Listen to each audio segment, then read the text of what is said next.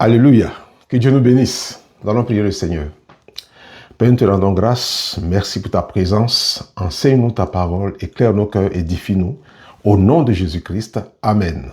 Nous avons vu au cours du thème 1 de la parole d'exhortation que Aaron avait montré son incapacité à assurer l'intérim de Moïse en son absence.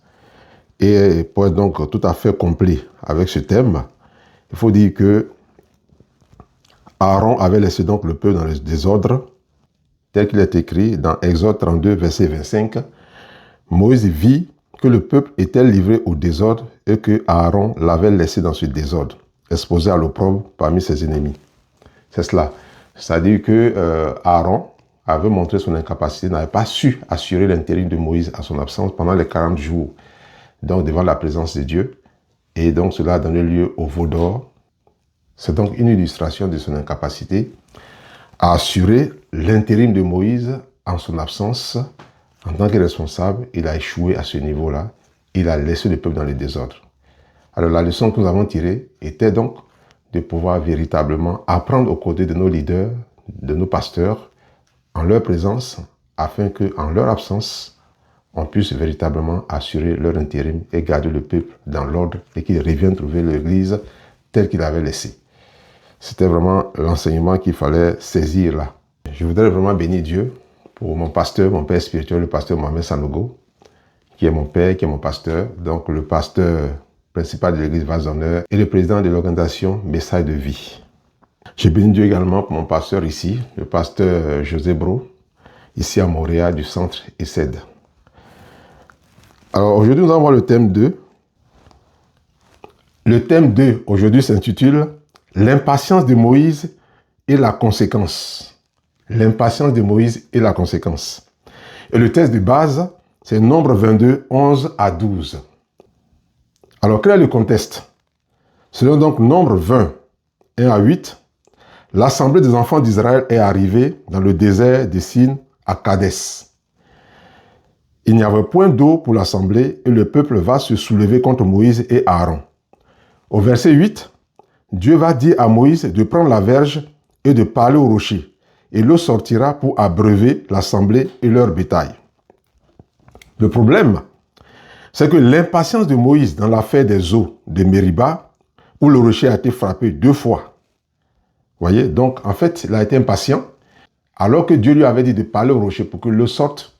Il a frappé le rocher 2 fois pour que l'eau en sorte. Vous voyez, parce qu'il était exaspéré par le peuple d'Israël qui murmurait, qui l'oppressait, qui le mettait dans des conditions vraiment d'impatience. Et donc, son impatience et sa colère ont pris le dessus sur lui. Vous voyez? Alors la conséquence, c'est quoi? C'est que l'Éternel a dit à Moïse et à Aaron, « Parce que vous n'avez pas cru en moi, pour me sanctifier aux yeux des enfants d'Israël, vous ne ferez point entrer cette assemblée dans le pays que je lui donne. » Cela a valu à Moïse et à Aaron leur rappel à Dieu lui-même. C'est Dieu lui-même qui a rappelé Moïse à lui. C'est Dieu lui-même qui a rappelé les deux à lui. Il a rappelé d'abord Aaron à lui, avant de rappeler Moïse à lui. Par rapport à Aaron, c'est dans Nombre 20, 24 à 29. Et par rapport à Moïse, c'est dans Deutéronome 34, 5 à 6. Vous voyez? Donc Dieu a rappelé de façon prématurée, a mis fin de façon prématurée à la mission de Moïse et d'Aaron à cause de ce péché. Vous voyez? C'est ça. La leçon que nous pouvons tirer, c'est que Dieu peut arrêter lui-même de façon prématurée notre parcours, notre ministère, notre destin, notre vie avant son terme. Et le point d'attention, c'est que l'impatience et la colère peuvent nous faire rater l'essentiel. Moïse et Aaron avaient pour mission d'accompagner le peuple, de conduire le peuple à Canaan. Finalement, ils ne sont pas arrivés à Canaan. Ils sont restés dans le désert, ils sont morts dans le désert. Ils ont raté l'essentiel. Ils n'ont pas pu faire entrer le peuple à Canaan à cause de ce péché.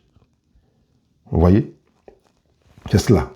Donc, ce que nous devons retenir ici, et véritablement comprendre, c'est que nous devons travailler l'impatience, la colère et l'orgueil en nous. devons travailler notre obéissance au Seigneur et nous éloigner du péché pour atteindre pleinement notre destinée divine. C'est cela que nous devons retenir ici. L'oppression du peuple sur Moïse, en train de se plaindre, en train de l'exaspérer, on finit par avoir raison de lui. Parce que justement, l'impatience a eu raison de Moïse.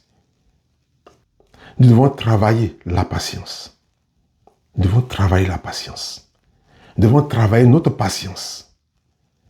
Nous devons travailler sur notre colère. Être capable de nous maîtriser.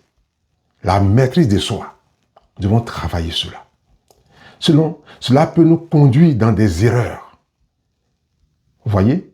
Pourtant, c'est le peuple qui l'a exaspéré, qui l'a mis dans cette situation. Mais Dieu n'a pas regardé cela. Dieu n'a pas regardé cela. Vous voyez? D'où l'importance pour nous de faire attention à ces choses. Travailler sur notre cœur. Travailler sur la colère pour être patient. Travailler sur la maîtrise de soi pour être patient. Pour éviter la colère et pour faire les choses correctement comme Dieu le veut. Pour ne pas que cela soit un préjudice pour nous pour entrer dans notre destin. Que Dieu nous bénisse. Prions le Seigneur. Père, nous te rendons grâce. Merci pour ta parole. Fortifie-nous. Aide-nous à travailler la patience, à travailler la maîtrise de soi, à nous éloigner de la colère, afin de pouvoir accomplir correctement ce que tu demandes de nous et que notre destin puisse s'accomplir.